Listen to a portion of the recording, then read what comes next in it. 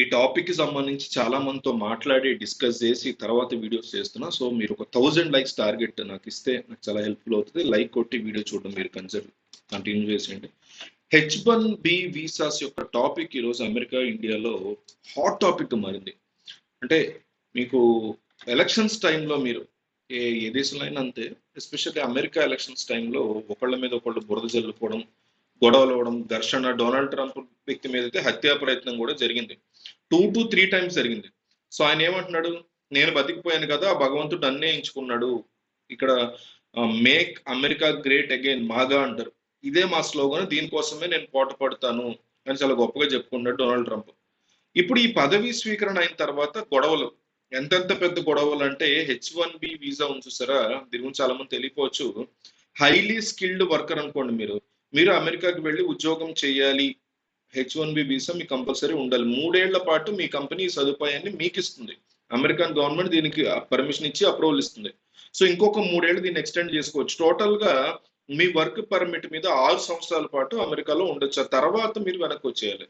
ఒకవేళ రాకూడదని అనుకున్నారు అనుకోండి, మీరు ఏం చేయాలంటే పర్మనెంట్ రెసిడెన్సీ కోసం మీరు అప్లై చేయాల్సి ఉంటుంది. ఈ ప్రాసెస్ ని మీరు ఫినిష్ చేసి ఒక గ్రీన్ కార్డ్ సంపాదించడం, దీనికంతా ఏంటి, ఒక 12 నెలల పాటు వాళ్ళు మీకు గడువిస్తారు. ఇంతలో మీరు కొన్ని పనులు చేసుకోవాలి. గ్రేస్ పీరియడ్ అంటారు. ఈ 1 ఇయర్ గ్రేస్ పీరియడ్ ఉంటుంది. 6 ఏళ్ళు మీరు అక్కడ ఉద్యోగం చేసుకుంటారు, తిరిగి భారత్ కి రాకూడదు అనుకుంటారు. అప్పుడు ఏం చేయాలి అంటే, పర్మనెంట్ గా నేను అమెరికాలో ఉండదలుచుకున్నాను అని, పలానా కంపెనీలో నాకు ఉద్యోగం ఉంది, ఉద్యోగం బాగుంది కాబట్టి నేను ఇక్కడే అమెరికాలో సెటిల్ అవుతానని చెప్పి మీరు అమెరికన్ గవర్నమెంట్ కి చెప్పాలి. దానికి సంబంధించినటువంటి ప్రాసెస్ ఉంటుంది, ప్రొసీజర్, అది చేయాలి.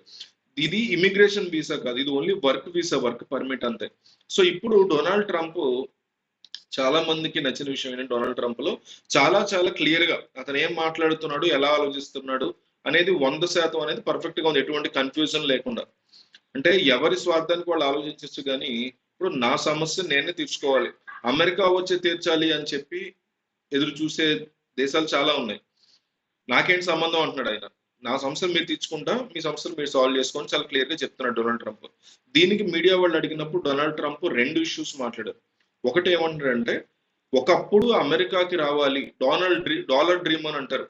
ఈ ప్రపంచంలో మీకు హైయెస్ట్ టాలెంట్ ఉన్న వాళ్ళందరూ కూడా అమెరికాలోనే ఉండాలి, వీళ్ళు నా దేశం కోసమే పాటు పడాలి, మీకు ఎంత కావాలో అంత ఇస్తాను. దీన్ని వీళ్ళు ఏమంటారు, స్టెమ్ అని అంటారు. స్టెమ్ అంటే ఏంటి, science, technology, engineering and mathematics. ఇందులో నిష్ణాతులైనటువంటి వాళ్ళు ప్రపంచంలో ఎక్కడ ఉన్నా వాళ్ళు మా అమెరికాకి రండి, ఇక్కడ ఉద్యోగాలు ఉన్నాయి. అంటే అమెరికాలో టాప్ మోస్ట్ హాస్పిటల్స్, అందులో మీకు హైయెస్ట్ పెయిడ్ డాక్టర్స్ భారతీయులే ఉంటారు. వీళ్ళందరూ ఎప్పుడూ అమెరికాకు వెళ్ళి సెటిల్ అయిన వాళ్ళు, బాగా వెల్ సెటిల్డ్ ఫ్యామిలీస్ కూడా. సో కీలకమైనటువంటి రంగాలన్నింటిలో కూడా భారతీయులే మీకు కనిపిస్తారు. మీకు ఏంటంటే పేమెంట్, ఇక్కడ జీతం అన్నప్పుడు అక్కడ డాలర్ అన్నప్పుడు చాలా తేడా, చాలా చాలా తేడా ఉంటుంది. సో ప్రతి ఒక్కళ్ళు కూడా అమెరికా వెళ్ళడానికి ఇష్టపడతారు, ఏదో రకంగా ఆ దేశానికి చేరుకోవాలనేటువంటి ప్రయత్నాలు చేస్తారు. ఇలా ఉన్నప్పుడు డొనాల్డ్ ట్రంప్ ఏమంటే, మీరు H1B వీసా పేరు మీద మా దేశానికి వస్తున్నారు కదా, మీ టాలెంట్ ఎంత, క్వాలిటీ ఆఫ్ వర్క్ ఎంత. ఇవాళ ఏం జరుగుతుంది, భారత్ నుంచి ఎంతో మంది వస్తున్నారు, లక్షల్లో వస్తున్న వాళ్ళందరూ కూడా టాలెంటెడ్ గా ఉండడం లేదు, స్కిల్డ్ వర్కర్స్ గా ఉండడం లేదు, ఏదో ఓ రకంగా H1B వీసా సంపాదిస్తున్నారు, ఇక్కడికి వస్తున్నారు, వచ్చి ఎక్కడో ఒకటి చిన్న చిన్న ఉద్యోగాలు చేసుకుంటున్నారు. అట్ ది సేమ్ టైమ్ ఇక్కడ వీళ్ళు పిల్లల్ని కంటున్నారు. అప్పుడు ఏమైంది, ఒక క్వాలిటీ అయినటువంటి వ్యక్తి అమెరికాలో ఉండడం, మరి అదే వ్యక్తికి పిల్లలు పుట్టడం, వీళ్ళు వెంటనే అమెరికన్ సిటిజన్స్ గా పుట్టగానే మారిపోవడం, మా వనరులు, మా డబ్బు, మా శ్రమ, మా ఎనర్జీ అంతా కూడా ఇంకొక దేశానికి చెందినటువంటి వాళ్ళకి ఎందుకు ఖర్చు పెట్టాలి అనేది ఆయన పాయింట్. నా అమెరికాకు సంబంధించినటువంటి శ్రమ కదా ఇదంతా, నేను ఎందుకు శ్రమ పడాలి, మీకోసం మా అమెరికన్స్ ఎందుకు పనిచేయాలి అనేది డొనాల్డ్ ట్రంప్ అడుగుతున్నటువంటి విషయం. క్వాలిటీ ఉందా, అద్భుతమైన టాలెంట్ ఉందా, నువ్వు రా నా దేశంలోకి. చాలా మంది ఏమంటున్నారు, ఈ ఇమ్మిగ్రేషన్ వర్కర్స్ ఒక దేశం నుంచి ఇంకో దేశం వెళ్తున్నటువంటి వాళ్ళు, బంగ్లాదేశ్, ఇండియా, చైనా, పాకిస్తాన్ వీళ్ళందరూ కూడా అమెరికాలో బతుకుతున్నారు కదా, మాకు ఎటువంటి ఇబ్బంది లేదు, లీగల్ గా నువ్వు వచ్చినప్పుడు నాకు ఏ రకమైనటువంటి ప్రాబ్లం లేదు. ఇల్లీగల్ గా వచ్చే వాళ్ళు కూడా ఉన్నారు. మీరు చూస్తే H1B వీసా అంటున్నాను చూసావా, దీంట్లో టాప్ మోస్ట్ ఎవరు ఉంటారు, మెక్సికోకి సంబంధించిన వాళ్ళు ఉంటారు. చాలా మంది ఏమనుకుంటారు, H1B వీసా అంటేనే భారత్ కి సంబంధించి అనుకుంటున్నారు. కాదు, ప్రపంచ స్థాయిలో అమెరికా యొక్క వీసా పాలసీ ఇది.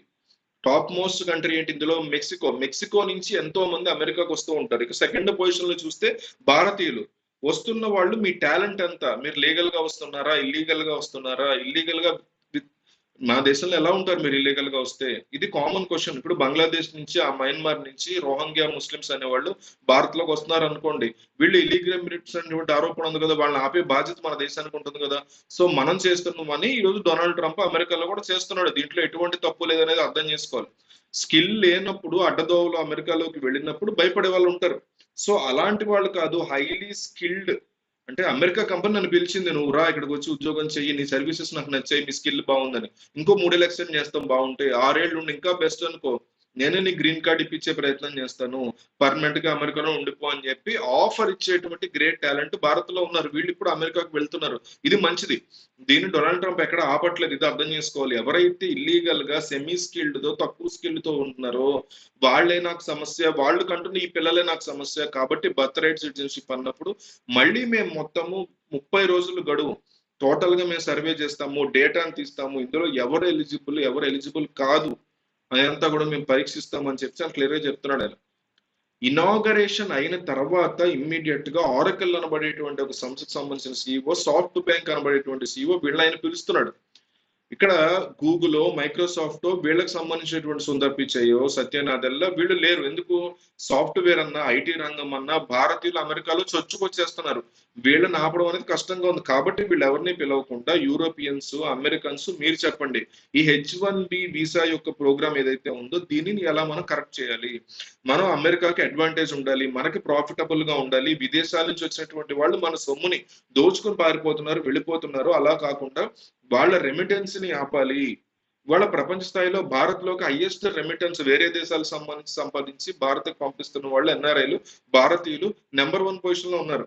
అలాంటి వాళ్ళని ఎలా ఆపాలి? ఇదంతా కూడా అమెరికా డబ్బే కదా, మన డబ్బులు వీళ్ళు భారత్ కి తరలిస్తున్నారు, ఇది కుదరదు కదా, ఎలా వీళ్ళని కట్టడి చేయాలి?